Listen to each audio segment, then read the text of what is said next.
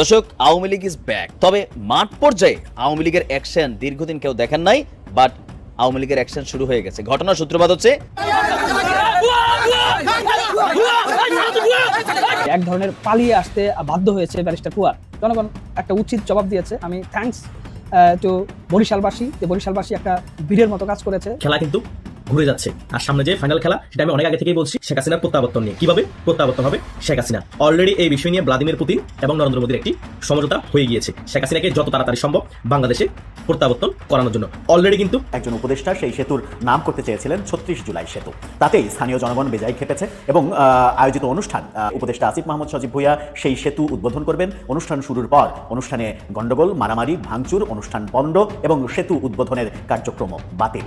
এনসিপির 5 জন সেন্ট্রাল পর্যায়ে লিডারের সাথে পরিচয় করে দেব, যারা আগামী জাতীয় নির্বাচনে এরা আছে কনফার্ম পর্যায়ে হবে, এরা জামানত হারিয়ে ফেলবে, এরা এখান থেকে জিততে পারবে না।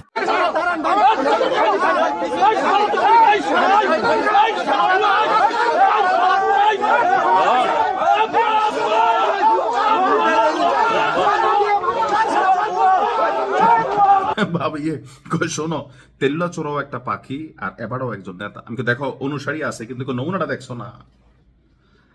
আজকে মোটামুটি সারা বাংলাদেশ অবাক। ব্যারিস্টার ফুয়াদকে আওয়ামী লীগ গুপ্ত অবস্থায় আছে থাকা আওয়ামী লীগ, প্রকাশ্যে থাকা বিএনপি, দুই দল মিলা এমন অবস্থা করছে ব্যারিস্টার ফুয়াদ।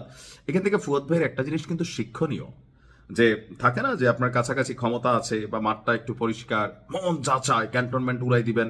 আপনার নির্বাচনী এলাকায় আজকে আপনার যে গণধোলাইয়ের চেষ্টা করা হয়েছে, মাথার টাক টোক কিন্তু প্রথমে ফাইডা যেত ফুয়াদ ভাই। দর্শক, আজকে যে ঘটনা দেখছেন, আসলে ঘটনার প্রেক্ষাপটটা কিন্তু অনেকে জানেন না। কোথায় কারা এইভাবে ব্যারিস্টার ফুয়াদকে ধাওয়া দিল, আর কোন রকমে গাড়িতে উঠা মান সম্মান ইজ্জত বাঁচাইলো। ভাবে লুঙ্গিটা খুলে রেখে, আমি লুঙ্গি পরে না, উনি পায়জামা পরে। আচ্ছা, যাই হোক, নিজের নির্বাচনী এলাকায় গিয়ে জনসাধারণের তোপের মুখে পড়েছিলেন আজকে এবি পার্টির সাধারণ সম্পাদক ব্যারিস্টার ফুয়াদ। এই সময় যে ভুয়া ভুয়া স্লোগান সহ আরো কিছু গালাগালির শব্দ ছিল। রবিবার দুপুর 1টার দিকে আপনার এই ঘটনা ঘটেছে। রহমতপুর, বাবুগঞ্জ, মুলাদি, হিজলা, এই 3টা এলাকার যে সড়ক আছে, সেই সড়কের আরিয়াল খাঁ নদীর উপর মীরগঞ্জ সেতুর ভিত্তিপ্রস্তর স্থাপন অনুষ্ঠানে গিয়েছিল ব্যারিস্টার ফুয়াদ। নতুন লেতা হয়েছে তো ভিত্তিপ্রস্তরে গেছে, মনে হয় উনি দল ক্ষমতায় আছে, উনি ফান্ডিং করছে, থাকে না, যাই হোক। তো এই সময় ওনার বক্তব্য ছিল কি, স্থানীয়রা চাঁদা চাওয়ার কারণে নাকি সেতুর কাজ স্থগিত ছিল। এখন স্থানীয়রা এই মুহূর্তে কারা? বিএনপি। এরপরই স্থানীয় জনগণ তাকে ঘিরে ভুয়া ভুয়া স্লোগান দেয়। পরিস্থিতি এক পর্যায়ে উত্তপ্ত হয়ে উঠলে দ্রুত দৌড়ে গিয়ে গাড়িতে ওঠেন এবং এলাকা ত্যাগ করেন। পরে স্থানীয় ছাত্রদলের পক্ষ থেকে ব্যারিস্টার ফুয়াদকে বাবুগঞ্জে অবাঞ্ছিত ঘোষণা করা হয়। এখন কেন ছাত্রদল এই কাজ করলো? বাবুগঞ্জ উপজেলা ছাত্রদলের আহ্বায়ক যিনি আছেন আতিক ভাই, তিনি বলছেন যে সেতু উদ্বোধনী অনুষ্ঠানে এসে ফুয়াদ বাবুগঞ্জের সাধারণ নাগরিকদের চাঁদাবাজ বলে অপপ্রচার করেছেন, এমনকি চায়না কোম্পানির কাছে চাঁদা চেয়েছেন ফুয়াদ বলেছিল। আর এমন অভিযোগ তুলে গণমাধ্যমে ফুয়াদ মন যা চায় তাই বক্তব্য দিচ্ছিল। এই ব্যাপারে আমরা স্থানীয় সাধারণ নাগরিকরা এক হয়ে প্রতিবাদ করছি।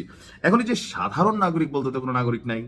ব্যারিস্টার ফুয়াদ সাম্প্রতিক সময়ে সেনাবাহিনী ক্যান্টনমেন্ট উড়াই দেওয়া, গালাগালি করা, তারপর হচ্ছে বঙ্গবন্ধু শেখ মুজিবকে নিয়ে মন যা চায় তাই বলা, এই যে টেলিভিশন টক শোতে এসি রুমে বৈশা পাকনা পাকনা কথা বলে, বাস্তবতা হচ্ছে এইটা যেটা আজকে ফুয়াদ পাইছে। ক্ষেতের সাক্কা খেতে তোলে, লাইলে ভাঙ্গে না মুসলিম ভাইয়ের বসে ডায়লগটার বাস্তব রূপ নিশ্চয় আজকে ব্যারিস্টার ফুয়াদ দেখছে। আমার মনে হয় না আর কি আগামী দিনে আর এলাকায় যাবে। আর মুসলিম ভাইয়ের বউর আমি একটা প্রশ্ন করছিলাম, তেল্লা চোরাও পাখি ফুয়াদ নেতা, তুমি এই কথাটা কেন বললা? তো ভাবির যে ব্যাখ্যাটা আর কি, আমাদের কুমিল্লার ভাষায় ভাবির ব্যাখ্যা হইলো যে বর্তমানে এমন কতগুলো রাজনৈতিক দল দাঁড়াইছে যে এখানে একজন লোক ইকুয়াল টু একটা দল। গ্রামের একটা মেম্বারই ভোটে এরা পাশ করবে না যদি সেখানে আওয়ামী লীগ, বিএনপি, জামাত, জাতীয় পার্টি প্রার্থী দেয়। এদেরকে খুঁজে পাওয়াই যাবে না। মাঠ পরিষ্কার, মন যা চায় তাই বলা যায়, ক্যান্টনমেন্ট উড়াই দেওয়া বলা যায়, কিন্তু পরিস্থিতি বদলাইলে সবার আগে আবারও গুপ্ত অবস্থায় গিয়া লুকাই যাবে ফুয়াদরাই। 1,000 মানুষকে হত্যা করেছিল ক্ষমতা ধরে রাখার জন্য।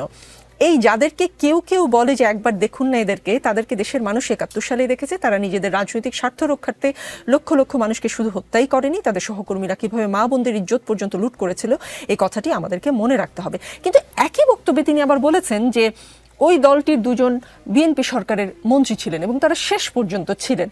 যখন ওই দলটির দুজন আপনাদের সরকারের অংশ ছিলেন, মন্ত্রী ছিলেন, তখন আপনাদের এই তথ্যগুলো মনে ছিল না? মনে থাকবে না কেন? কিন্তু গণতন্ত্র, জাতীয় স্বার্থ, আমি বলছি জোটবদ্ধ রাজনীতি বাংলাদেশের প্রয়োজন রয়েছে এবং তার অংশ সেটা ছিল। সব রাজনৈতিক দলের রাজনৈতিক অধিকার থাকুক, বহুদলীয় গণতন্ত্র তার অংশ, আমরা সেভাবেই তো ভেবেছি এবং সেভাবে সব ক্রিয়াশীল রাজনৈতিক দল ফাংশন করুক সেটা চেয়েছি। সমালোচনা হজম করছি, মানছি। আর যে সমালোচনা জননেতা তারেক রহমান আজকে উত্তর দিয়েছেন সেটা ইতিবাচক সমালোচনা। কারণ আপনি শুধু দায় চাপাবেন কিন্তু দায় নিবেন না, সেটা রাজনীতি না। যেমন ধরেন ৭১ তো আমরা জামাতকে দেখেছি, শুধু ৭১ কেন দেখবো, গত ৫৩ বছর ধরে তো দেখছি তাদের রাজনীতি, তাদের দর্শন, রাষ্ট্র ব্যবস্থাপনায় তাদের কতটুকু অংশগ্রহণ, কতটুকু তাদের অবদান, এগুলি তো বিচারের প্রয়োজন রয়েছে। একটি রাজনৈতিক দল তো শুধু অন্য রাজনৈতিক দলের সমালোচনা করা কাজ না, তার যে মূলনীতি, তার যে ঘোষণাপত্র, তার জনকল্যাণের জন্য কি করণীয় আছে সে বিষয়ে তো আমাদেরও জানার প্রয়োজন আছে, জাতির জানার প্রয়োজন আছে। আপনি যদি বলেন ৫৩ বছর কেন দেখবো, প্রায় ৮৪ বছর ধরে দেখছি জামাত ইসলামের প্রতিষ্ঠার পর থেকে। তো সেগুলি কি উল্লেখযোগ্য কোনো অবদান বা কন্ট্রিবিউশন স্বাধীনতার পর এই দেশে জামাত ইসলামের ছিল কি, সে প্রশ্ন তো আমরাও করতে পারি। আগামীতে যারা কি করতে চায় সে বিষয়ে তো স্পষ্ট বক্তব্য চাইতে পারি। সেই জায়গা থেকে ইতিবাচকভাবে তিনি বলেছেন এবং আমরা এটাও বলতে চেয়েছি যে রাজনীতিতে প্রতিযোগিতা আছে, বহুত্ববাদের প্রয়োজন আছে, কিন্তু ফ্যাসিবাদ বা একক কর্তৃত্ব, একক আদর্শ শিরোধার্য এভাবে যারা ভাবছেন তারা মনে করেন যে জন আকাঙ্ক্ষা ধারণ করে রাজনীতি করছেন না।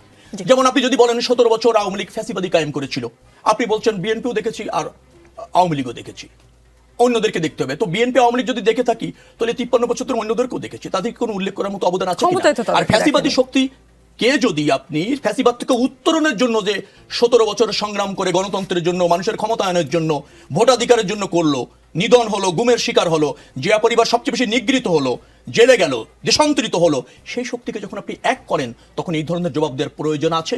জনগণ এভাবে জবাব চায়, তার অংশ হিসেবে জননেতা।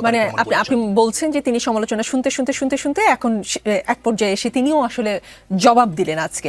অ্যাডভোকেট সমালোচনা একটা বাক্য বলি, সমালোচনা শুনছি, শুনতে চাই, আরো সমালোচনা করেন, সেটা রাজনৈতিক দল হিসেবে আমাদের এটাকে অ্যাডজাস্ট করতে হবে, অ্যাবজর্ব করতে হবে। কিন্তু অন্য কেউ সমালোচনার ঊর্ধ্বে না, তাদেরও দায়বদ্ধতা রয়েছে, তাদেরও রাজনীতি স্পষ্ট করার প্রয়োজন আছে, সেই মেসেজ পাঠিয়েছে, সেই বার্তা দিয়েছে। রাজনীতিতে জামাত ইসলামীর সামনে অপার সম্ভাবনার হাতছানি, রাজনৈতিক সন্ধিক্ষণে বাংলাদেশ।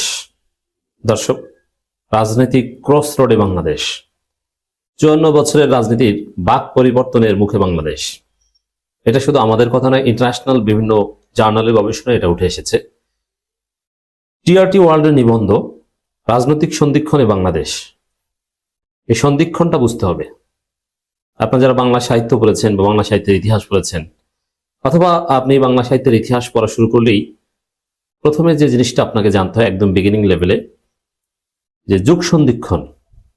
বাংলা সাহিত্যের ইতিহাসের ৩টা পার্ট: প্রাচীনকাল, প্রাচীন যুগ, মধ্যযুগ, আধুনিক যুগ। এক যুগ থেকে আরেক যুগ পদার্পণের যে সময়টা, ওটাকে বলে যুগ সন্ধিক্ষণ। একটা অধ্যায় শেষ আর একটা অধ্যায় শুরু, একটা চ্যাপ্টার শেষ আর একটা চ্যাপ্টার শুরু।